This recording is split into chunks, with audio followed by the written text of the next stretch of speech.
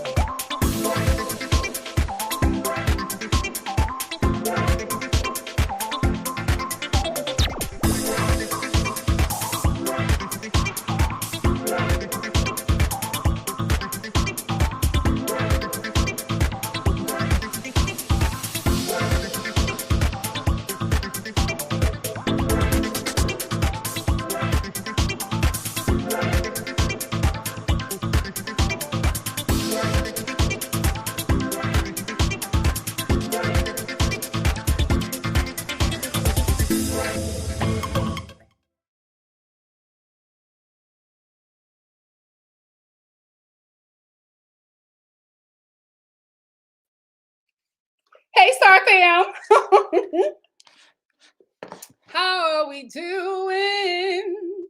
How are we do? Like, it is storming outside, girl.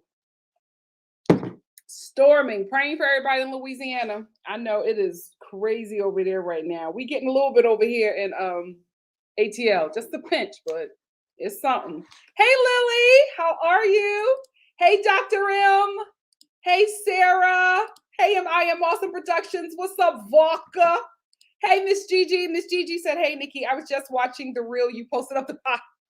Yeah, I'm in my cooking bag now. I been unboxing some of my holiday collection stuff, and just getting started. Me and my mom just went over. Well, we didn't just go over, but we finalized today our Christmas menu, because you know how you create your menu, but then when it gets closer to the day of the event, things change. So we've just updated it a bit and adjusted it a bit. But yeah. So it's about to be time. It's about to be time. Busola said, hey, Nikki and the Star fan, missed the last live, but caught this one. Yay. So glad you're here. Dr. M said, I haven't watched and don't think I'm going to watch. It's a lot. I will say that. It's a lot to take in. And I will say they're not holding back on nothing. Nothing, baby. They are telling everything. I was like, oh, I will say, by the time I got to the end of the third episode, I was just like, Harry, I don't think you can go back home. I don't know if this could be fixed. You know what I mean? Like, and we're only on episode 3. I think you might just stay the prodigal son for a minute. Sarah said, I also haven't watched Just Here for Nikki. Oh, thank you, Sarah. Hey, Shanae. Shanae said, I haven't caught a live in so long. Yay, so glad you're here. Well, guys, since I'm on vacation, I'm going to be doing lives at different times now. More or less, like I can do them whenever. Your girl's chilling. But more or less just to, I know that people watch me on different coasts in different continents. We global. So I'm trying to just pop up at times that'll work for, a lot of people. But thank you for being here. I want to mix it up tomorrow. I'll probably do my lives at 12 tomorrow. Yeah, I'll probably do 12 and 2. And then Friday, maybe like 1 and 7. I don't know. We'll see. Oh no, I can't do that. Yeah, so I'll probably do an afternoon live because I'm doing an evening live on Friday for Love After Lockup. So glad that show is back. Hey, Daphne, how are you? What you waiting for, Daphne? What you waiting for? MM said, hi, Are you reviewing the? Are you reviewing the series? Ah, so excited! Thank you for being here. And then, hey Sydney, hey crazy homebody girl, what's up, Lily? Miss Gigi said, I watched the documentary, but so far we didn't get anything we don't already know. They haven't been negative about his family. It's mostly been about her wretched family. It is very interesting to hear their take on everything. I will say that, but like, I don't know. I'm watching this and I'm just like, I mean, you can always reconcile, but I can't see the road to reconciliation just yet. I may have an idea when we get to the end of this, but by the end of 3, I was like, I don't know, because I feel like in order for them to reconcile, they have to take back everything they said and act like none of that happened. And I just don't think that's going to happen, especially not on Meghan's part, especially not since her mama has been activated in. Ciao. Princess Meghan for the House of Crenshaw. She was like, I've never lived in Compton. What are y'all Bonjour, Daphne. How are you? He can't. Like, there's just no, I'm sorry. It's done. It's done. I just don't see a way for him to go back. I just don't. And the only way he can go back is for the monarchy to say that he's right. Spency. Oh, sorry. I said, hey, Nikki, I'm excited to hear your thoughts. Thank you for being here, Spency. Miss GG88 said, I think Harry always wanted to leave but needed an out. I absolutely agree. I think his mom would be proud of him. I absolutely agree. Busola said, I think Harry has said deuces to that family, LOL. Yeah, I think so. Impress Energy for Life said, back for another 11 p.m. live in the UK. What's up? I am, my UK subscribers, I am interested to hear your perspective. So interested to hear your perspective if you watch this. Carolyn Cornick said, so glad to catch you live. It's been a while. Glad you're here. Thank you. Lily said, do you really think Doria never talked to her about race, even though she was raised around part of her Black family? I think so. I think she did that because she didn't think that she would have that experience. She didn't know her daughter was going to marry somebody from the royal family and that one drop rule was going to be activated. She didn't know that. But I think, yeah, I absolutely think that she did not talk to her daughter about race. Crazy Homebody Girl said, I really like that they would, every episode, they was throwing in stuff that I had no idea about. I was like, yikes. That's the thing for me. When they were throwing in the British history of colonialism, or colonization, I was just like, okay, so yeah, you're not trying to get back into this family. Because after you done told us all of this, like, how do y'all just have family dinner? I don't know. Dr. M said, to be honest, British racism is just different. American racism is loud, but here they will gaslight you. Yeah, my friend who lives in the UK said the same thing. She was like, it's the same. We go through the same thing. It's just the racism here is just more polite. And I was like, oh, okay. Because there were so many people who were telling me, oh, there's no racism in the UK. Like, everybody interracial, like, dates interracially. And I'm telling you, I went into that thinking, I went into Harry and Meghan's wedding, but I like watched her wedding and all of that and just this journey. And I'm like, oh, she's going to be good because, you know, the UK is different. Yo. Oh, y'all let her know real quick who y'all think she is. My God, today she got the full Black woman experience in like one day. And I was just like, that's a lot. That's a lot for anybody to handle. And y'all never let up. Crazy Homebody Girl said, I feel so ignorant because I was like, wow, I didn't know that. Yeah, me too. When Homegirl was, wait, what did she say? I forget her name, but she was one of the experts, the British history experts. And she was like, oh, the UK, of course, has their deep South. It's just not here. It's in the Caribbean. I was like, yikes. Oh, I mean, I said, oh, we talking today. NC said, I'm only one episode in so far, but something is amiss. How is it that Meghan was raised by a black mother, yet has no black or even mixed girlfriends? At least none of them that were interviewed. She was raised as a white woman, and her mother confirmed that. Her mother confirmed that. Illowis TV said, LOL, Harry also released his book last month titled Spare. He hates them. Lily said, did they show the video of Will and Kate being carried? But you know what?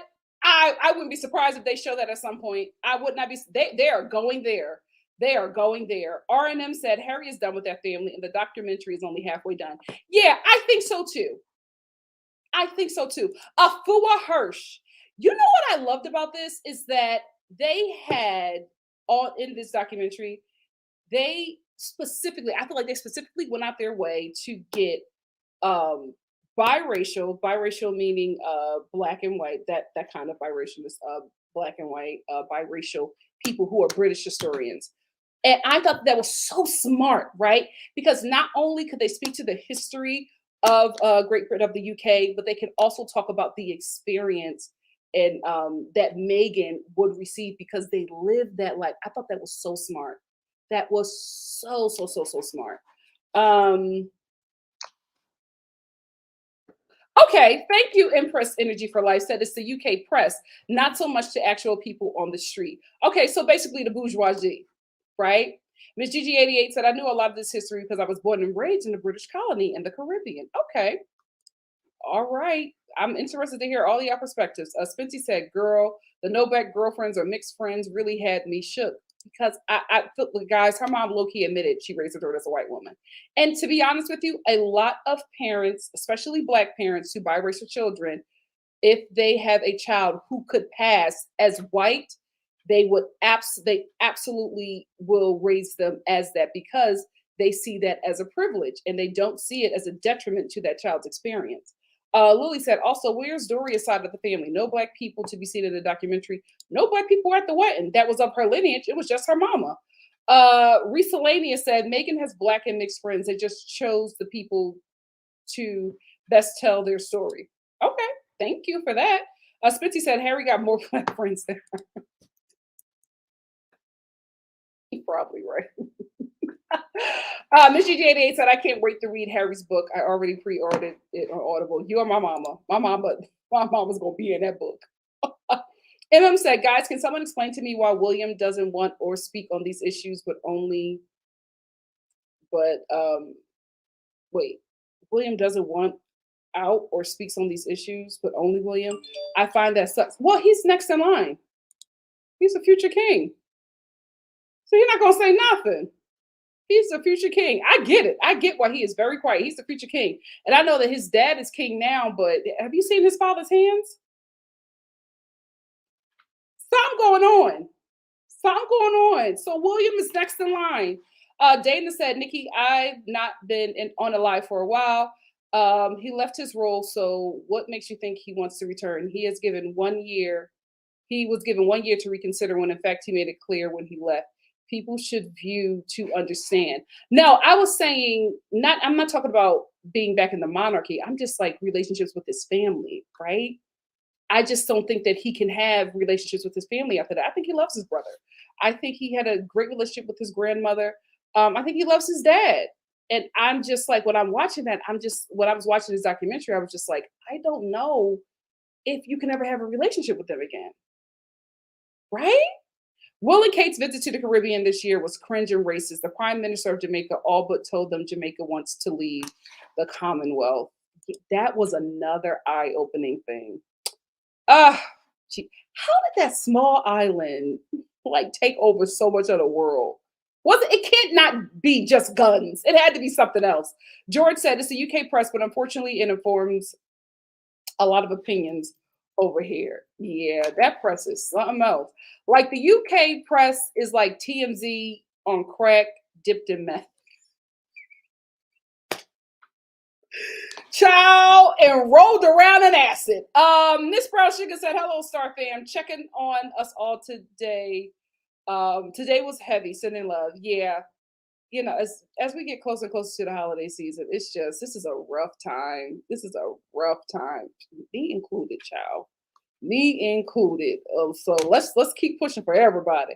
Chrissy said, "OMG, I'm so glad you're covering this." Oh, of course, I covered the wedding. I got to cover the aftermath. Miss GG88 said her mom Doria is gorgeous. She is. Looks just like Meghan.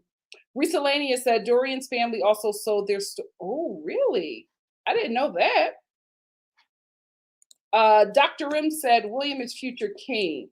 Yeah, he's the future king. He can't say nothing, and I don't think he doesn't love his brother, but I think he's next in line, so he got to be quiet. MM says, sorry, I got confused. William needs to speak. I'm tired of that family not acknowledging racism. They never will. They never will. MM also said Harry, William, Harry. I don't know who's anymore. Megan didn't know either. George said there was a racist incident at the palace with the black. Oh, yes, I remember that. And didn't that lady get fired? The one who was asking her where she was from? She kept on asking it. I'm telling you right now, there is not a black person on the face of this earth that does not know where are you from? Like what that means when it comes from a non-black person, especially somebody white. Like we know exactly what you're trying to get at. And the lady played it perfect because she was just like, I gave her every out, but she kept on asking until I got to where my family was from, right? And then she said, oh, there it is. I knew we'd get there eventually. Y'all not beating them racism charges. George also said, I'm glad that Meg's Black's family don't speak or they will be harassed. The charity has to shut down. Yeah, I don't know how long that thing will be able to survive, especially with the heat that's happening right now. Elise said, Nikki, I thought you loved Christmas. I do. It's just been difficult. It's been a rough time. It really has. This job that I accepted, I thank the Lord for it, but it just came at a really crazy time for me. And I picked up my life and that I was starting here and building here. And then I went there and I dropped everything for that. And then I just been feeling like I've been in this stuck place. I feel like I've never been able to get back up from where I was at because I've just been dropping and doing certain things. And that's just the LA life, right? That's why it's always great to get out. And I'm so glad for my place here because living out in LA and working the way you work as an entertainer, it can take a toll on you. It can absolutely take a toll on you. And I just have not been in the Christmas spirit. I have not been in the Christmas spirit because I've just been feeling so, you know what I mean? But let me bring the live back up. I'm doing better now. I'm in the Christmas spirit today. I've put up some of my fall stuff.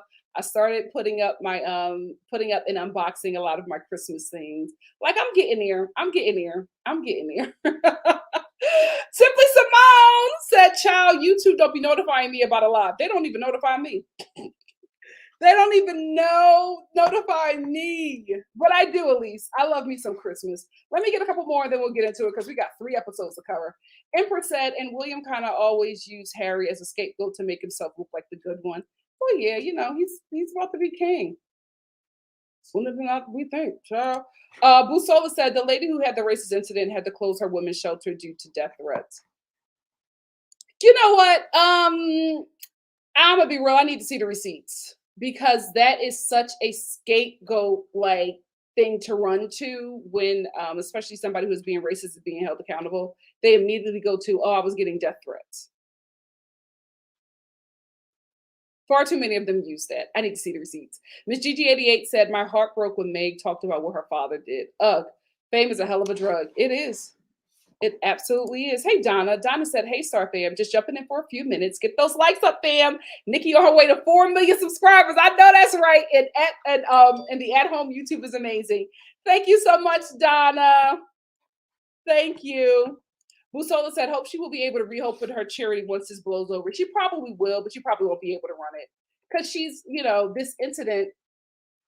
Wait. Are we talking about the sister or are we talking about the white lady? Who are we talking about? If we're talking about the sister, what? She had to close her charity? Oh no, I think you're talking about the sister. I thought we were talking about the queen's cousin. Oh Oh. Oh, that's unfortunate. Thank you. I'm okay. I really, really am. I'm okay. It's just you really do just have to take time for yourself. You really do. I just didn't take any time for myself. And by the time I was able to sit down and be with myself, I was just like, oh, I'm doing too much. I'm doing too much. Hey, Jasmine. Jasmine said, didn't get to watch the documentary, just here for the Star fam. I hope Harry is okay and has a good community around him. He does now. He does now. Meghan and his kids can't be his all. I think he got a nice little community here in the States. Look at me, the States. Mother of Akko said, what I have learned from this whole Meghan incident is just how comfortable the British people are with their racism. They seem proudly racist, and the reporters don't even pretend to not be racist. Well, if anything, they're the forerunner for they not the forerunners, but they were the one who perfected modern day racism. So the racism that we all deal with globally, they perfected that. They have been the architects of racism for a very long time. Oh, it's called Sister Space. If you guys would like to, please check out Sister Space and donate so they can open up again. It's very unfortunate for that young woman who had to close her shelter because somebody was being racist towards her. Donna said, and happy belated birthday. Thank you, Donna. Musola said, sending you hugs, Nikki, wishing you a time of soul replenishing this season. Thank you. Listen, I'm doing it. I'm getting into this Christmas season. You know, it's Christmas spirit. Listen to my music, making my foods, unboxing my Christmas stuff. It's happening. It's coming on me. You know, just take the time you need for you. Dana said the palace plays down every bad act. Lady Hussey, is that really her name? Is not fired, but she will. Oh, I thought she was fired, but she will continue her work behind the scene. Check out C Money Baggin and his right hand man took the fall by resigning the 3 times. C Money, who is that? It can't be a royal. Hey, Christy. Christy said, I think there's an organized paid brand management effort in play to discredit Meghan and Harry that includes planted articles. Absolutely. This same campaign is now being used to discredit Ngozi Fulani. That's her name. Beautiful lady. Beautiful lady. Beautiful name. I will say this is absolutely true, Christy, because I was watching an interview with a reporter who was talking about when she used to work in the one of the UK newsrooms. She would say that every negative story that was coming out about Meghan and Harry was coming from the firm. She was like, we would get those stories, and it would be sent by them. This firm is something else. Busola, thank you for the super chat. Look what I found, guys. I hope this is working. It's working. Thank you, Busola. Busola said I meant the black lady had to close her shelter. Thank you. I finally got it eventually. Thank you, Busola. And thank you so much, Crazy Homebody Girl. We did it. 15K. What's up, Black Lavender? How are you? Oh, I'm like, see, money cannot be in a monarchy. Thank you, Dana. Hi, I'm American. What's up, Black Lavender? Dana says, anyone that puts the monarchy in a bad light will be destroyed by the UK right-wing press media. It's a toxic relationship of palace and press. I absolutely agree with you. I think their days are numbered, to be quite honest with you. I think their days are numbered. I really, really do. I think times is changing. I think people are, especially with the financial crunch that's happening globally, people are getting tired. And you know, when they got to start getting tight with their wallets, you start looking at everything you're paying for and evaluating if it's worth it. Them royals. If I was you, I'd keep my hair low and mind my business. Let's get into episode 1. So the opening got me right off the bat. Like, you can tell that these two are in love. You can tell that love found them and put them together. You can tell that, in my opinion, Diana did this. I said it. This is the work of Princess Diana. You can just tell. You can tell that these two have a beautiful love story. I love the way they look at each other. I love the way that they support each other. It's just real, fresh, and pure. And that's what it's very obvious during this documentary. And I think it's been obvious about this couple in the beginning. I will say there is a scene in the beginning of episode 1 where it's actually happening right here. Meg is watching an interview like from 2015, and and 2015 is the year right before she met Harry, because she met him in 2016. And they are talking in the interview. She's saying, she's just giving her these hot questions, right? She's saying, do you like, pineapple on pizzas, random stuff like that. And then she says, Harry or Prince Harry or Prince William. And she's like, who? I don't know. Harry, right? And Harry looks at her and he's just like, oh, you did good. But like that, they put that in to show that she was not like well informed about the royals. And when she says that, everybody, especially from the UK, drags her. And I'm here to tell you right now, as an American, we don't know nothing about the royal family outside of Princess Diana. The most that we know about the royal family is Princess Diana. Why? Because she put roots over here. She was at everything. Everything that we had in America, Princess Diana was there. She invested in America. So we just became huge fans of her. I don't know how or why she was such an impact in the Black community, but our mothers loved her, right? And after you get to millennials, right? Gen Z don't really know that much about her, Gen Z and beyond, because it was really something that boomers, Generation X, and millennials were like, she really got that time, right? And above, right? She really was able to capture our hearts. But when she passed, so did everything else. Like, so did our, infatuation with the royals. Like, I didn't know none of them people's name. I knew Princess Diana, I knew Harry, and I knew William. That was it. That was it. And I think she's being very honest about that. But after she passed, like, there was no more coverage of her in America. So there was just nothing there. So I don't think that she's playing when she's just like, oh, I don't know. I don't really know them like that. I think she's being honest, because that is a very true experience. Like, we don't think about them. Like, especially the monarchy. We know Princess Diana and her boys. That's it. That's it. And I think she was being real and genuine in that article, because what does she have to gain or lose? Right? It was just somebody doing a quick interview, and she was answering the best she knows how. She wasn't answering a certain way because she thought that Harry was watching. I think that she was being very open and honest about that. But they brought that up because people were dragging her for that and saying that, when she was giving interviews, saying that she didn't really know anything about the monarchy. People were saying that she was, faking it. And of course, she studied up on the monarchy. Of course, she pursued Harry, because who wouldn't want to be a princess? I think that's all fine and dandy, right? But I really have to be honest with you. As an American woman, that's not something that's an ideal role for us, right? We all watched The Princess Diaries and we all had a good laugh and a good kiki. But at the end of the day, that's not a role that a lot of American women want. Now, being a royal is extremely different than being on the arm of Jeff Bezos, right? We more aspire to that, right? American women are more into, scamming and trapping. We're not trying to be a princess or a queen or nothing like that. No, we want to get the bag and live our lives the way we want to live our lives. So I think that, I apologize, American women. I'm just joking. I'm joking on us. But I think that she was being real and honest about not knowing anything about the royals, because I think so too. So let's get into how they met. So Meghan says that, she was basically on her eat, pray, love, right?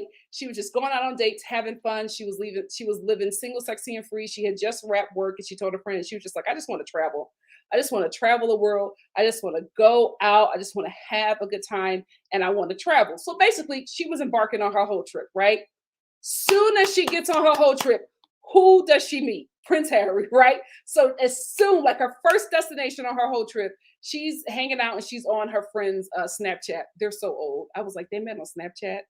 Elderly. Anyway, so he sees her on Snapchat and he hits her friend up and he's like, who is this? I want to meet with her. And her friend hits her up while she's in the middle of her whole trip.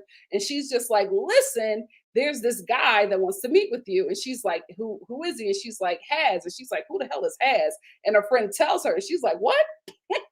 Now that's real, right? That's real. So they set up a date to meet, and they meet up and they just hit it off really, really well. And they hit it off so well that Meghan was just like, you want to see me again tomorrow? I know that's right, girl. I know that's right, because she said that she was leaving and she was just like, I had a really good time with him. And I have limited time here. So if I could see him again, I would want to. And she said that Harry told her, he was like, you're really forward. She was like, I'm American, period. So they went out on a second date again, and Harry like fell in love. Like he was falling for her, but like the second date, he was just like, I want to be with this girl.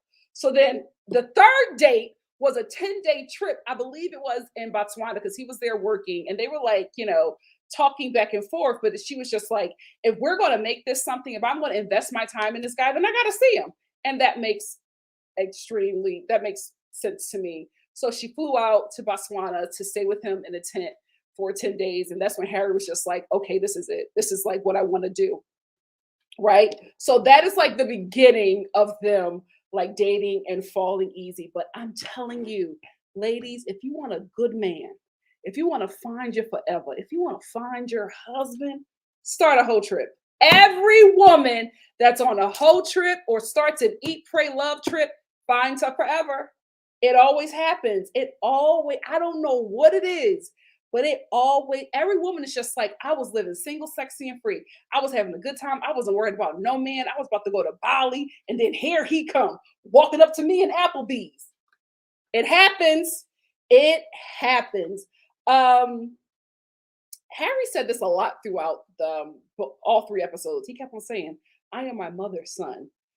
I felt like he was letting that family know that I'm the spirit of Diana is still here, and it rests in me. Because every time he spoke about how he was going out of his way to protect Meghan,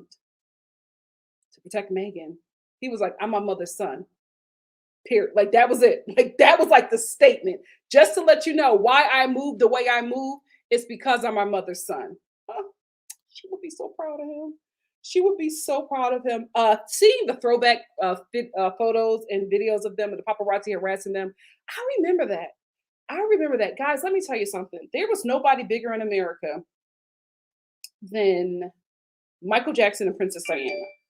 I'm telling you, like, we knew everything about that woman. And I remember back in the day seeing those paparazzi videos or whatever. I remember it was a big deal when they went skiing, and there was I remember that footage like it was yesterday. And that paparazzi guy was taking a video of Diane, and she was sitting there with her kids, and William was putting his hand up because he felt uncomfortable. And Diana looked over her shoulder, and she picked up her ski boots and walked down there and said, I'm a mother. And I know you got kids. Can you just go somewhere? And the guy was like, let me get a couple more pictures and we'll leave. And she was like, no, I'm not bargaining with you. I'm spending time with my kids. My kids are uncomfortable. Can you please just leave? I remember that. And I remember them making her out to be terrible. Like saying that, not in the US, but they were saying that she like went off on the paparazzi guy. And watching it now as an adult, I'm like,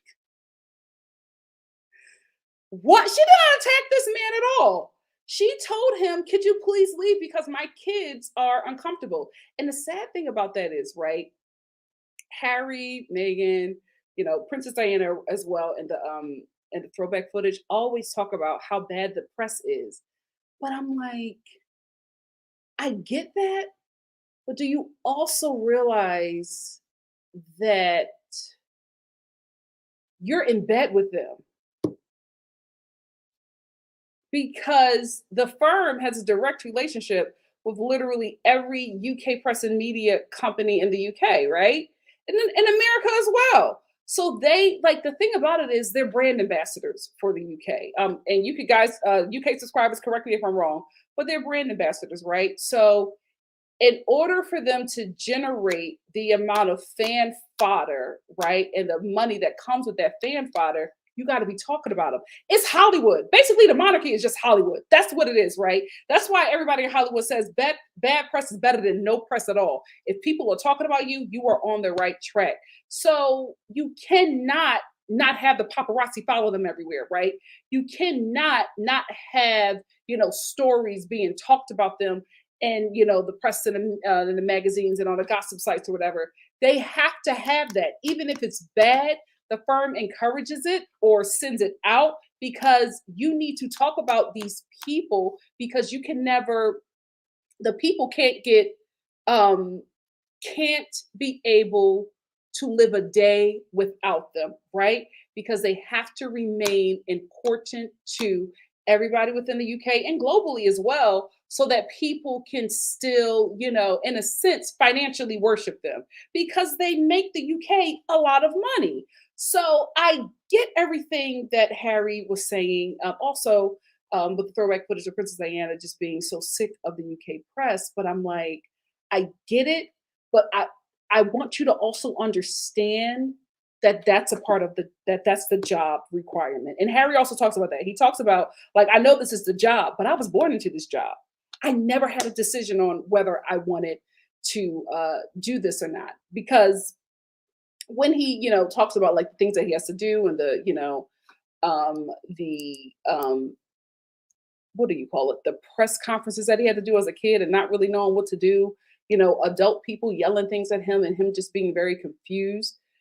He talks about like that was the job, but it was just like, I'm a kid. I don't really understand like why I have to do this. Why is this happening? And I can't get out of it. And I can't say I don't want to do it because I just was never given that choice. Me being born was me saying yes without, actually saying yes. So, I mean, it was very interesting to see how that all works, because nobody in the documentary was shy about saying that the firm is the one that is sending everything to the UK press. Like everybody said that. So it's like nobody is shy about that. You're talking about them because the firm is making sure you are talking about the royals, good or bad, because that generates money to the UK at the end of the day. Who's over the firm? UK subscribers, who's over the firm? Let me know. When Harry said that Meghan reminds me so much of my mom, I can see it. I'm telling you, I think Diana did this. I don't know what she did with William, but I think that Harry was the one. Harry was the one. And then right after he says that Meghan reminds him so much of his mom, he also, like right after that, he says, and that is why I realized that I had to protect her. And that in protecting her, I knew I had to get her out of here because I did not want the same thing that happened to my mom to happen to her. Oh my goodness. And speaking of that, they show throwback footage in episode 1 of William and Harry walking behind Diana's coffin.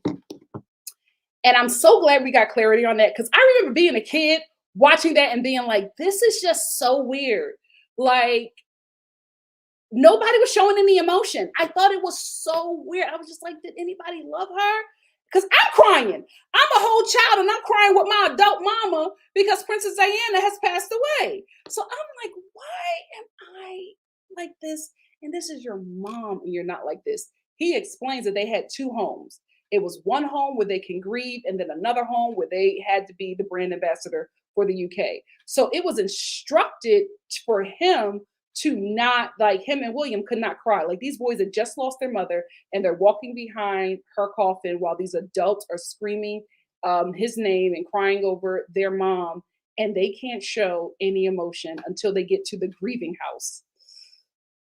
Can the UK change this? Can y'all let them just be human beings? This just seems, I mean, I know that they get to live a lavish life, but this just seems brutal. It seems like a really brutal life that child was instructed to not cry as he walked behind his mother's coffin.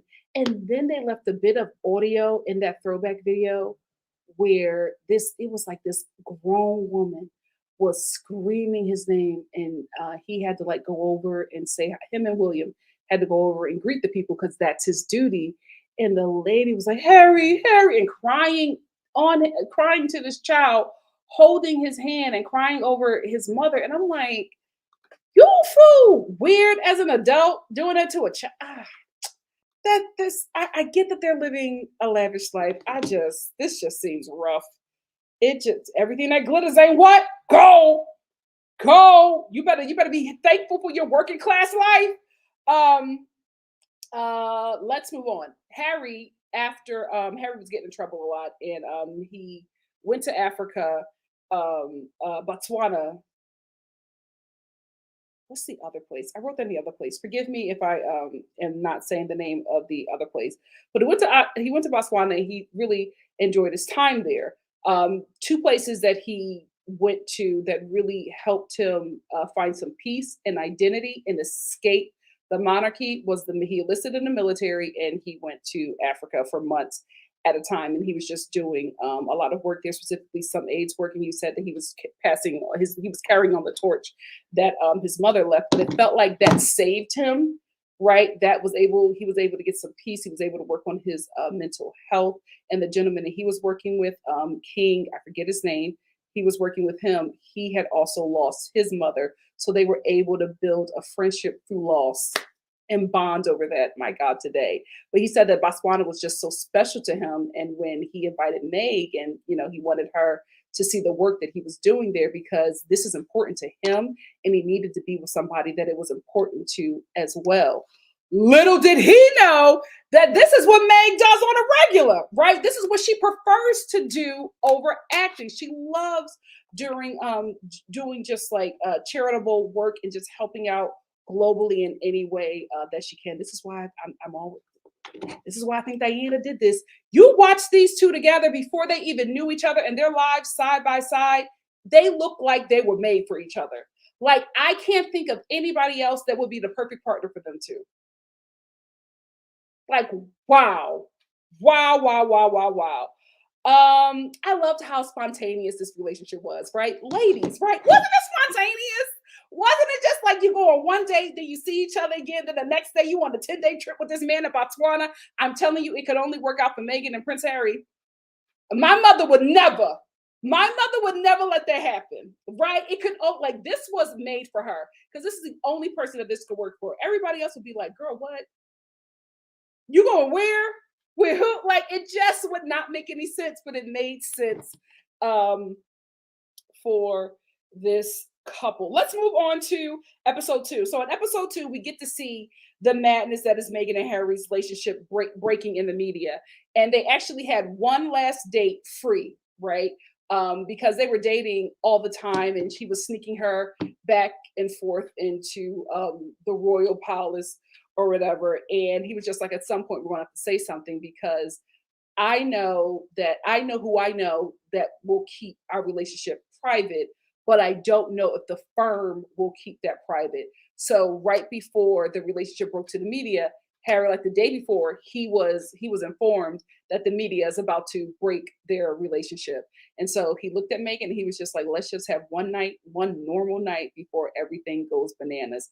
And I will say, neither one of them could have imagined what was ahead of them. Like not even Harry, because at this time, he was dating a mixed race woman, right? So he did not expect that racist element that would come with him dating her. He was just expecting the media, the fan fodder, and all of that. He didn't even think about the race element, right? So their relationship breaks. But I love that they had that one last night of them two just being as normal as they can be. And in this episode, we meet Meghan's gorgeous mother. She looks just like her. And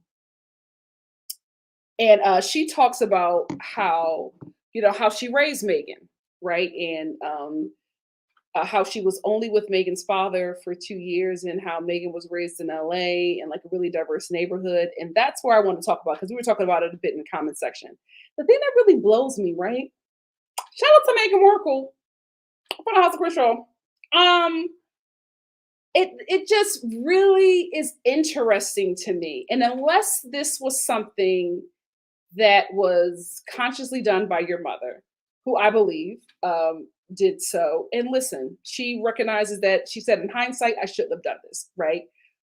But I think because of how her daughter looked, she decided to withhold certain conversations from her and certain culturally specific things because I think she saw her daughter's lightness or potential to pass as white as a privilege for her, right? Because she never had that experience in America. Like she could never imagine her daughter, going through what she's going through now in the UK, right? But I think, and she even admitted this, that that was just the wrong way to raise this young woman because Meghan went into, marrying into the brand ambassadors for colonization, thinking that she would have an easy go lucky relationship because she has been considered white in America, right?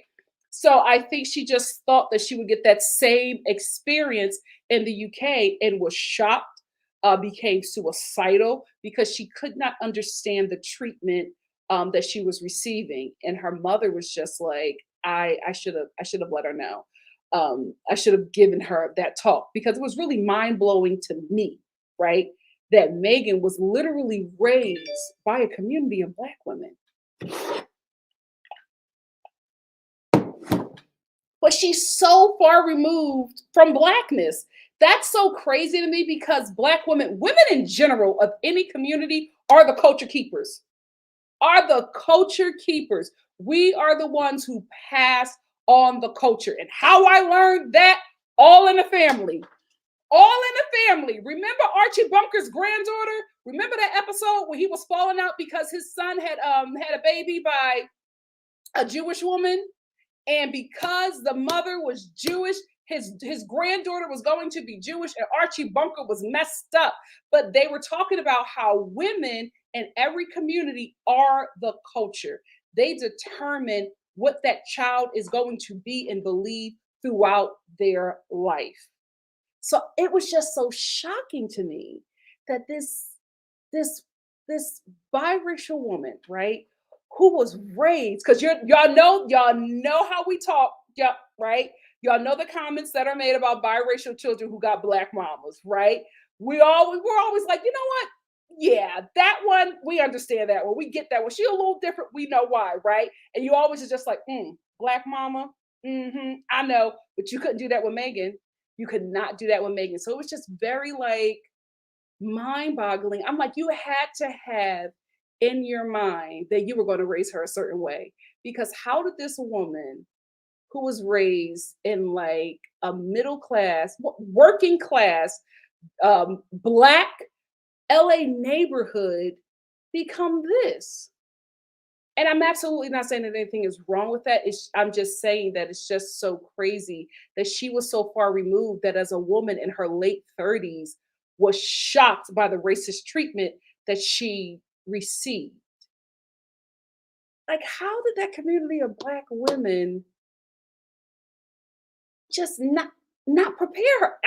I don't know. That was like like I'm watching this documentary. I'm seeing the neighborhood that she's in. I'm seeing all the Black women that's raising her, and I'm like, how did you get here? I'm like, how did you get here? That's crazy to me. But Doria, her mother, she said, I regret. I regret not having that talk with her because Meghan also talks about how, her mom was called the N word in a parking lot by a white woman. And, her mom just, she said, she specifically said her mom gripped the steering wheel and just stood there and just sat there in shock. And I was like, Meghan, your mom wasn't in shock. Your mom sat there and gripped the steering wheel because your mom was contemplating if she's going to run that woman over and get a manslaughter charge in front of her child, or if she's going to act like that moment didn't happen and move forward with her life. She chose the latter, but the first thought that came to her mind was manslaughter. Talk to your mother; she'll tell you the truth. Anyway, we also see the beginning of Meghan becoming the speaker and feminist that she is now. We see the story that we've all heard of before, where she wrote to this product company who had a commercial that she felt was sexist, and she wrote a letter to them, and they were able to change it. And it's just so funny that this young feminist who grew up to be this feminist woman who was speaking on women issues globally had to essentially lose her voice and diminish who she was to walk beside and behind a man. Ain't that something? Ain't that something? And even when she did that, they still had an issue with her. They still said that she was doing too much. And I'm just like, she was not talking the way that she was talking before she got with that man. So y'all should have been happy with the little ounce of feminism that y'all got. Because she was full on feminist before Harry. Child, it happens to the best of us, Meghan. Anyway, let's talk about Meghan understanding her passing privilege. Because I'm speaking passing in a term of, in a way of, she can pass as a white woman, especially in America, and receive white privilege, right? I know that passing is for many, and how it started out, especially in American vernacular, is a way of a Black person, or a person of color who can pass as white, and they're making that decision to pass that way and denying who they are. I don't think that is what Meghan is doing. I think she was raised a certain way without that Black identity, and because of that, she was able to live in the world a certain way. And I think that she was able to see that when she moved to the UK, because she said, I was never treated like a Black person, a Black woman in America. She was like, it wasn't until I got to the UK that I was treated like a Black woman. And her mother, we cut to a confession of her mom, and her mom told her, she said, this is because you're Black.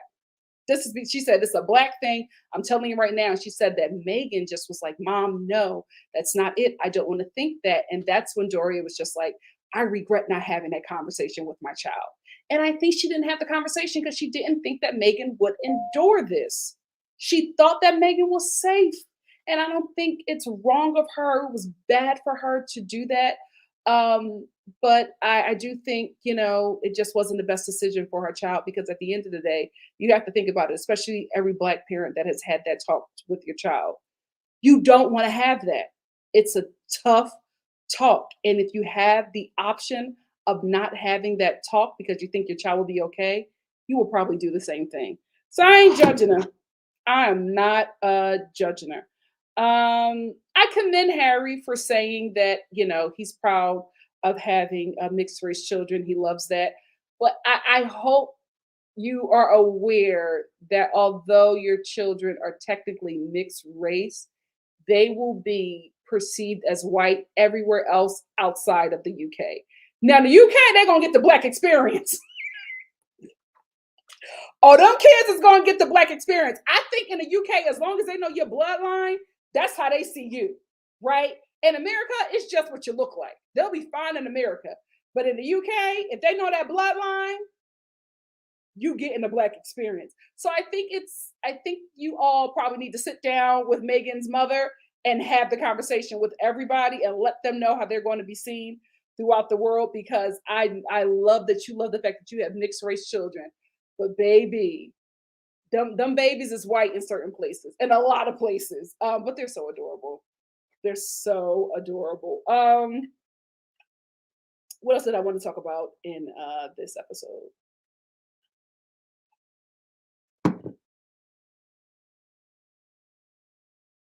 The bow. Oh my gosh, the bow. I believe her. I do not think that she was faking it.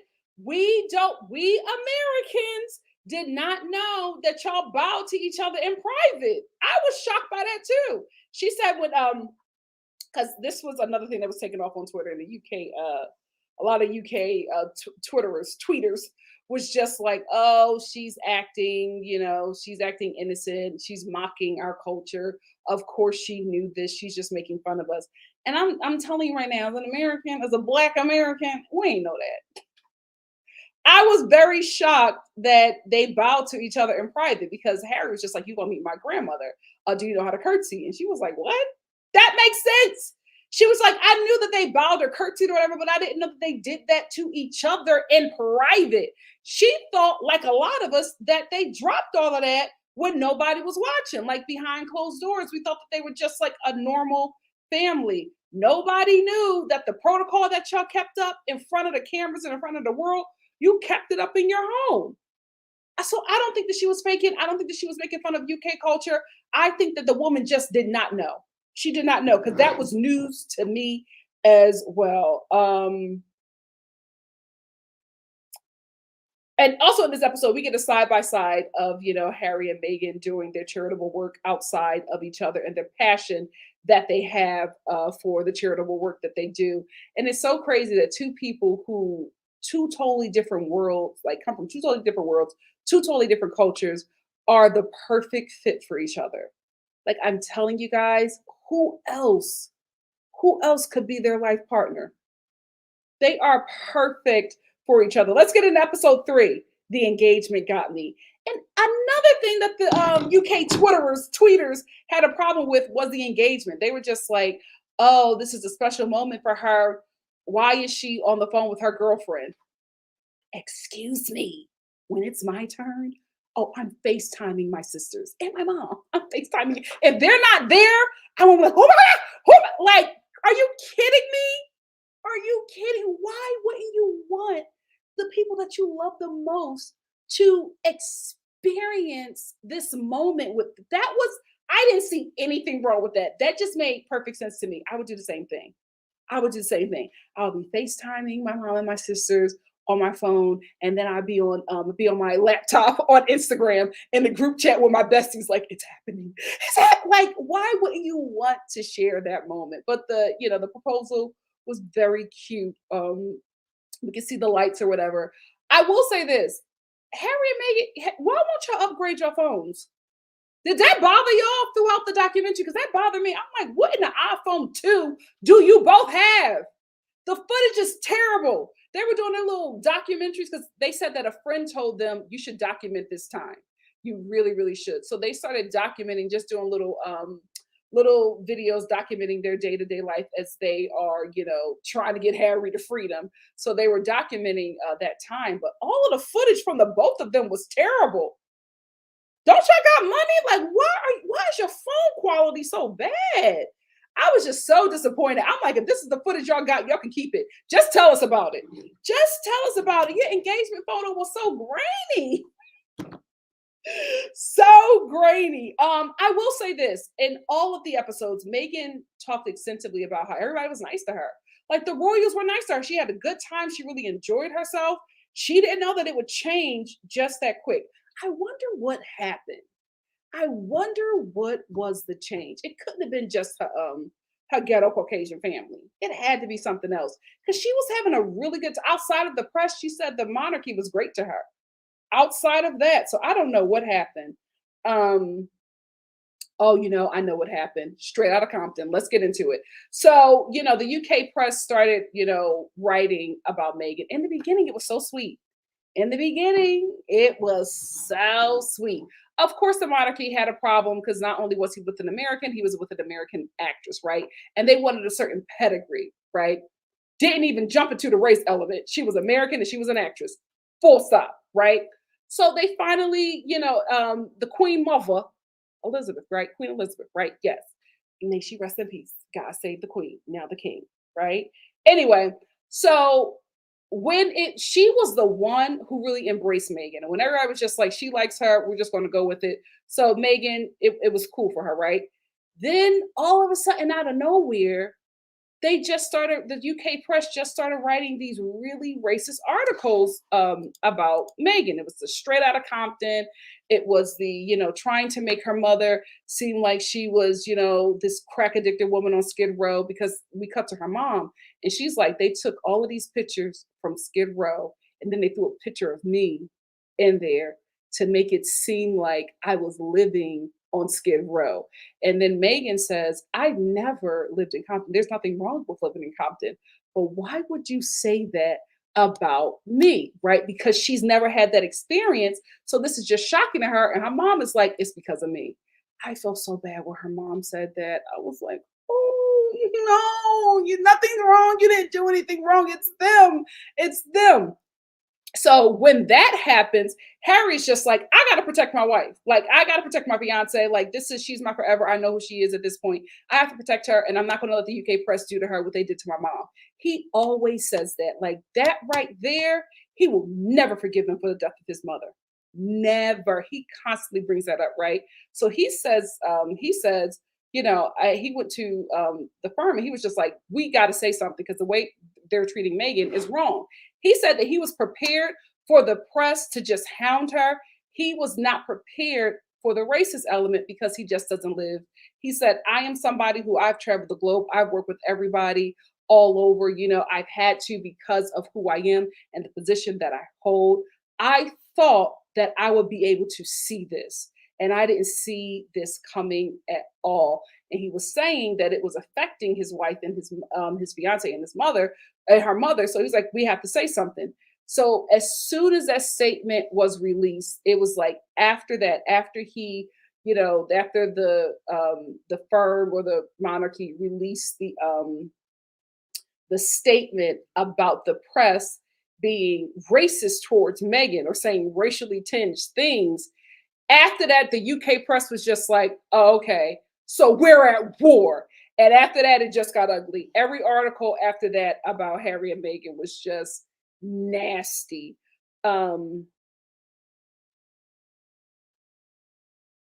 Sorry.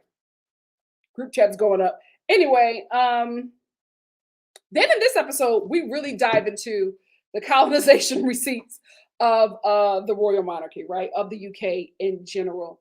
And we get a glimpse into how deeply rooted racism is within the UK, within the monarchy, how it's something that is not talked about, but it's just a part of the culture there. And because Harry and Meghan found love in a hopeless place, their love came at a really difficult time, right? Because this was the time when Donald Trump, the UK Donald Trump, whatever his name is, that's where him and a bunch of right wingers were starting to say that let's bring the UK back. Basically, let's make the UK white again. Let's get rid of the people of color, the people of color immigrants.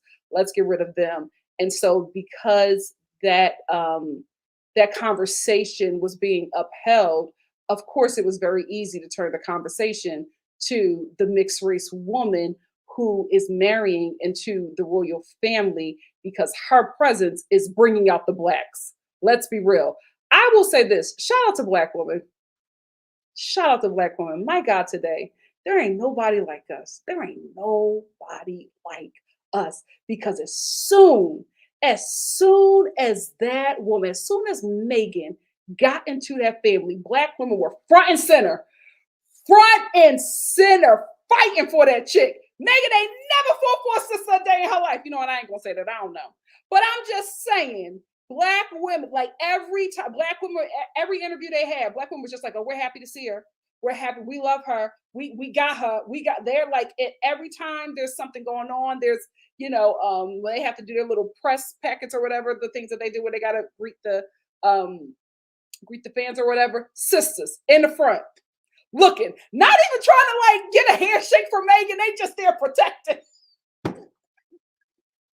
Meghan has never had this much protection from black women globally. Like as soon as the news broke of that woman, sisters was at the front like, what's up? What's up? We here for Meghan. Yeah. We love what she's doing. We love to have her modernizing the monarchy. We in here. We in here. And I think because of that, right? Because you have this mixed race woman trying to marry into the royal family, and then you have these, right wingers speaking about, basically making the UK white again. Just it was an unfortunate timing for their love, and then Harry, making the firm release that statement. It just set everything ablaze for them. But back to the colonization conversation of the UK. I swear they were dropping all receipts. That's why I was just like, the stuff that is in this documentary about how the UK colonized half of the damn world, right? We're also then getting people who are from the nations that they have colonized who are speaking about how they still are not free from the UK, right? Speaking of how the monarchy pillages them and they're living destitute but they're living so well and they're acting like their brutality is in the past, right? When this is coming up on this documentary, I'm just like, you're done with this family. You have to be. You have to be done because this is something that you approved, that you watched, and you said, put it in there. Put it in. I think he just said, burn it all down. Burn it all down because they were talking. And this is just episode 3. My God, today. Thursday is going to be bloody.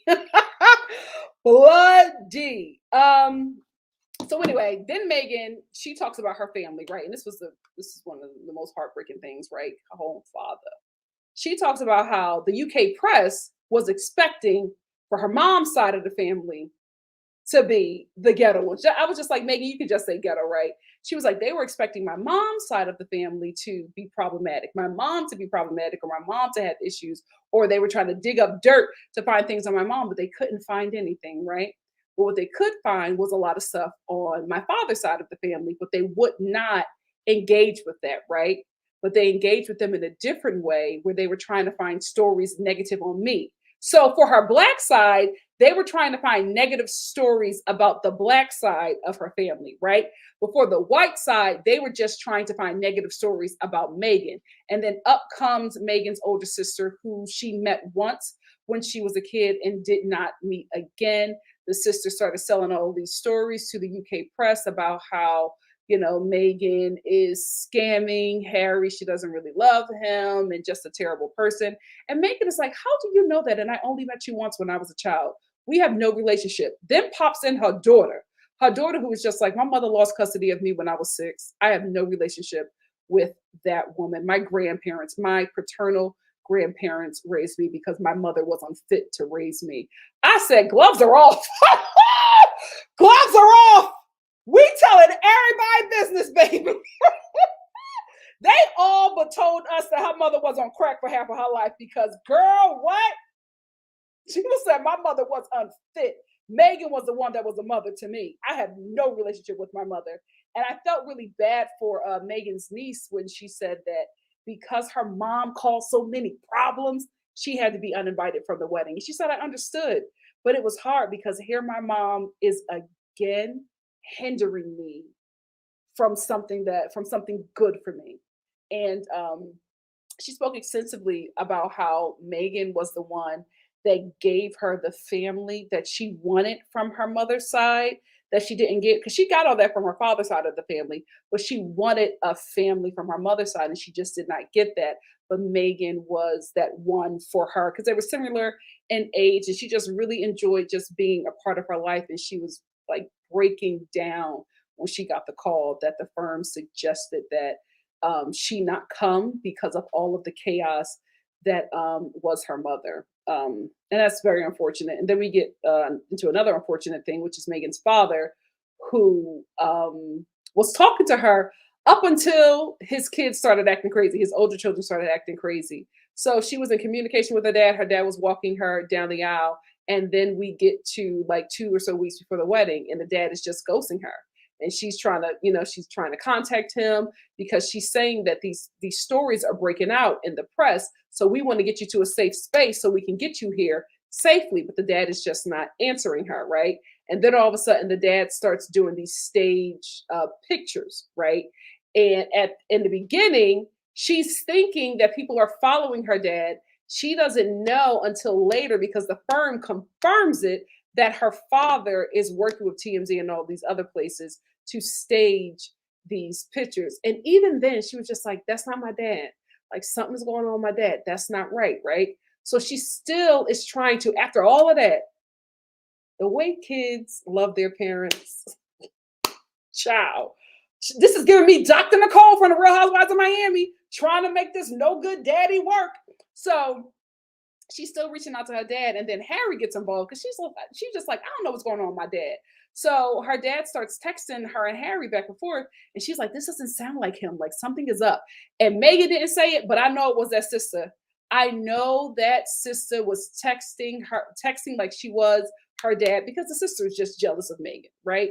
She's jealous. She's been jealous of Meghan from jump. She's been jealous of Meghan since she was on Suits. Now Meghan had jumped from being a Hollywood starlet to being a princess. That girl almost flipped her wig.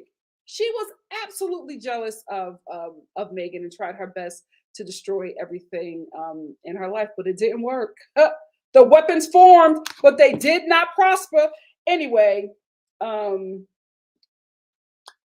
let's get into the Nazi Halloween costume, because baby, when episode 1, I was like, if they don't touch on that, this is bias. If they don't touch on that, this is bias, because that was very important. Not only did they bring up the Nazi costume, they brought up articles. They brought up Harry being rehabilitated, the whole shebang. And Harry even said, he was just like, it was just something dumb. I should not have done that, but I wanted to do more. And the firm would not allow me to do more, because it was just like, just let it die, right? You apologize, you did this, just let that die. But he was just like, I wanted to do more, because I did not want that to happen again, right? I wanted my behavior to be changed, because I had the knowledge of what I did that was wrong. And I want to make sure that that just does not happen again. And he was just really repentant, right?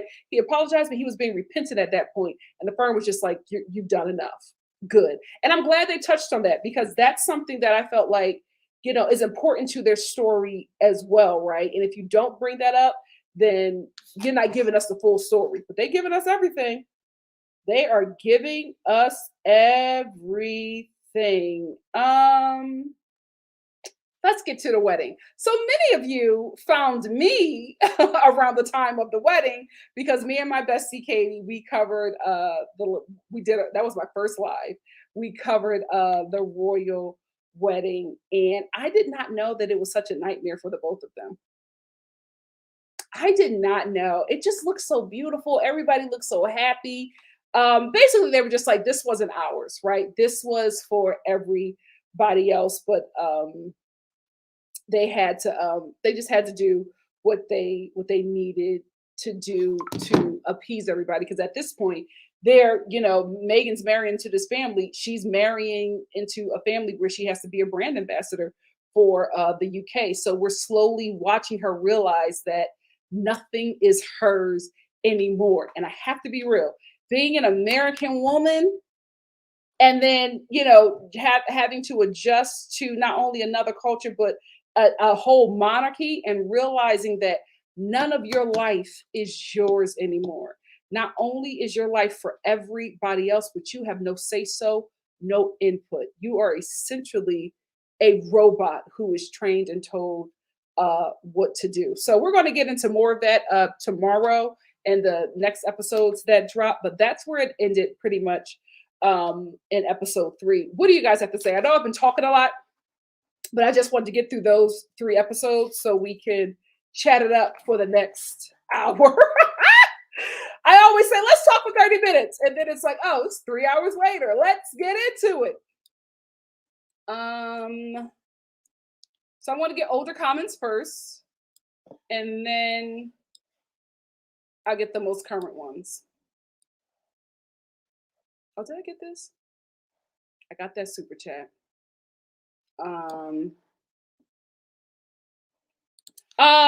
Miss Brown Sugar said, Harry been looking for a way out. I can absolutely see how he'd be drawn to an American girl who ain't pressed. Yeah, I think he was attracted to a lot of things about Meghan, but I think another thing that was probably attracted to him was her freedom, right? And how she was just so different.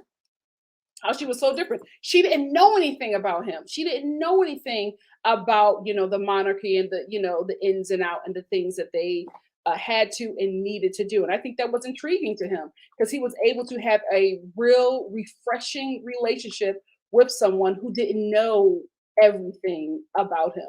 She was just like, absolutely. After I went on a date with him, I Googled him. Because that makes sense. She was just like, I needed to know what I was getting into. But I think that's probably what attracted him to her, was that she just didn't know. She didn't know. And he could just be Harry, right? She met Harry. She didn't meet Prince Harry. And she fell in love with Harry. And I think that is what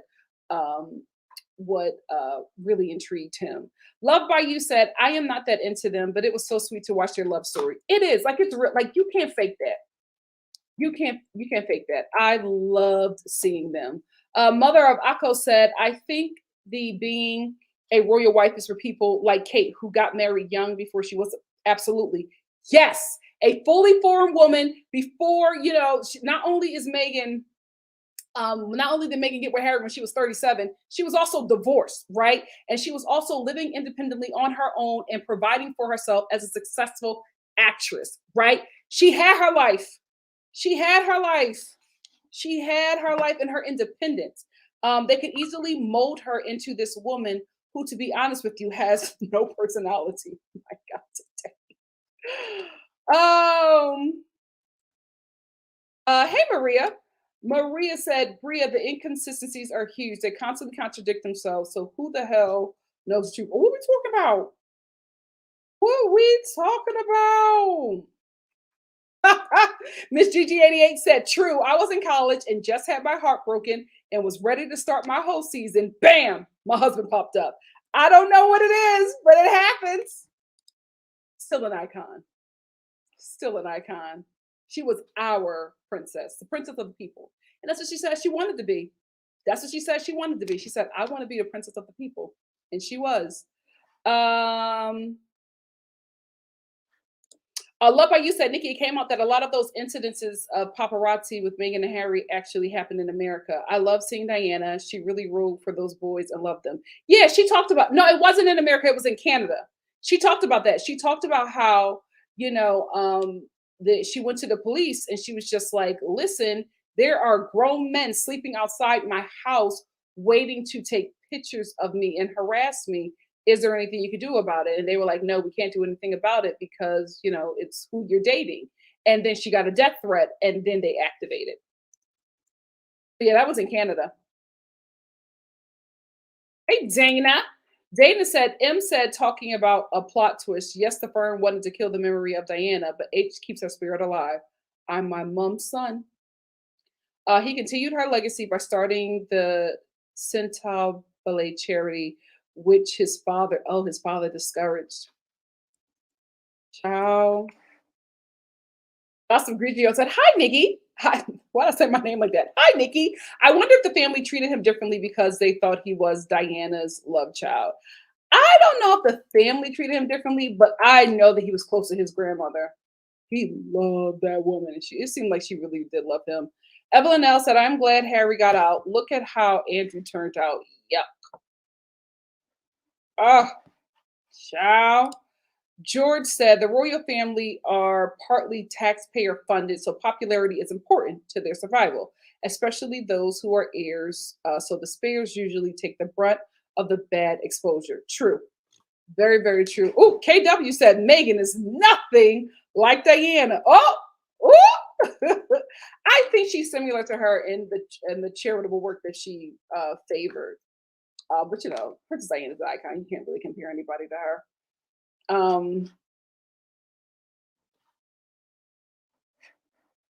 David said, Nikki, go view the doc again to understand how the firm and how it works. What am I missing? Let me know. Let me know. Love by You said, everything I've seen of William shows him to be warm and very kind. People forget William also lost his mom at only 15 and then had to comfort Harry. Yet people only seem to show empathy for Harry. I can see that. I can see that as well. And I think it's just like, listen, I know it's hard to give him empathy, right? Because of the position that he holds. But you have to realize he was raised in this. This is what he was told that he would be king, right? As a child. So he's just playing this position. Who knows when he gets the role? Who knows how he might adjust and change things? Who knows, right? But he's playing his position. He's playing his position. Miss GG88 said Diana's funeral was on my birthday. Oh, I had just migrated to the US and my parents were taking me to dinner. I remember watching the funeral while I was waiting for them to get dressed. It was so sad. Yeah. Yeah, like my mom was like getting me ready for school crying. So I start crying. I'm like, I mean, we're all crying. I Am Also Production said, girl, I would have been crying, wailing. Nope, this is why I'm not a royal.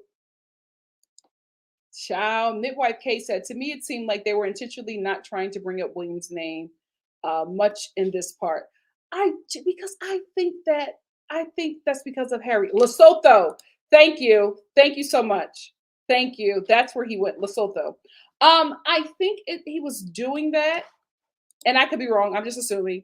I think Harry loves his brother. I think his brother loves him. You know what I mean? I think it's very unfortunate what is happening to them right now. But I think if he's going to protect anybody in that family, he's going to protect William. Dana said the institution is a cult with lambs to be slaughtered for the sake of the upholding of the monarchy. See the life of the second born known as the Spear, Princess Margaret, Andy, now Harry. I will say, Charles's sister was able to live a life. I saw something on her and I was like, she was just able to live. Not Charles, though. Not Charles. Mother of Akko said, Meghan was the perfect wife for Harry. You can tell how much Harry has grown just being around her. Absolutely. Absolutely. Listen, nobody else is made for them. Nobody else. Thank you, Shonda. Shonda said, thanks everyone for joining at NikkiStar Live. Please like and subscribe for more great content. Period. Hey, Christina. Please go follow Christina on TikTok. She is hilarious.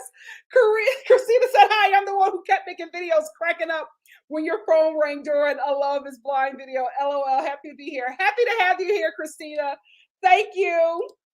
Ryan said, I mean, she doesn't even look bad, so I get it. And if her peers or outsiders don't treat her as others, then she's not going to see herself as a Black woman. Yeah, I honestly think that it was just, Meghan's not going to have that experience, so let Meghan just, be able to, flow, right?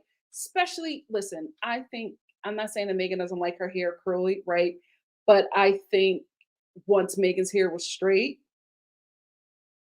and she could probably see how she was treated.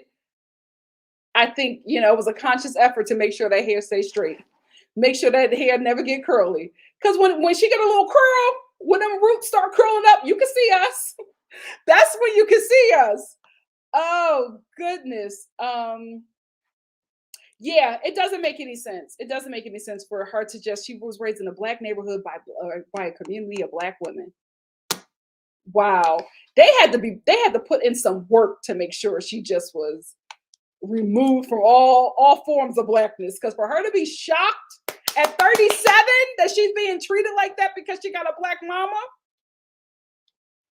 Teach y'all kids the truth. Hey, Bria. Bria said, even if she is light skinned and white passing, her hair is still kinky. So how would she think that she was white? I do remember her doing an interview and she said that she was filling out a form for a scholarship. And she didn't know at that time, they only had like Black, white, Native American, Spanish, like the way the census now and the way like applications are now, it's evolved, right? You can pick more than you used to back in the day. And she was like, I don't know what to pick because there wasn't a box for her. There wasn't a mixed race box. There wasn't a biracial box. And her teacher looked at her and said, you look white, check white. She said, so I did. And that's been her experience. That's been her experience. Oh, really? Zena said Meghan was not removed from Blackness. My cousin went to college with her and they were friends, and she is greatly exaggerating her exposure to Blackness. Ciao. Woo! Meghan, you want to do another documentary, sis? You want to do another doc? We need the tea. I Am Also Production said maybe she was exposed but never truly experienced. Yeah, never truly experienced racism. I'm light skinned and usually the racism I experience is not obvious. It'll be things like not getting raises, promotions, etc. Yeah, that could be it as well. You could there's one thing to know about it. There's another thing to experience it. The best way I could describe it is with my friends who are of the LGBT, who are part of the LGBTQ community, right? I try to understand as much as I can, but I'm not gay, right? I am not a part of the LGBTQ community. So I would never know how I know how discrimination feels, right? I know how racism feels, but I would never know what it feels like to be true, to have a homophobic experience, right? I can, because I'm a Black woman and I have experienced difficulties because of who I am, I can relate because some things are similar, but I'll never understand that experience because it's not my life, right? So Megan's mom could talk to her.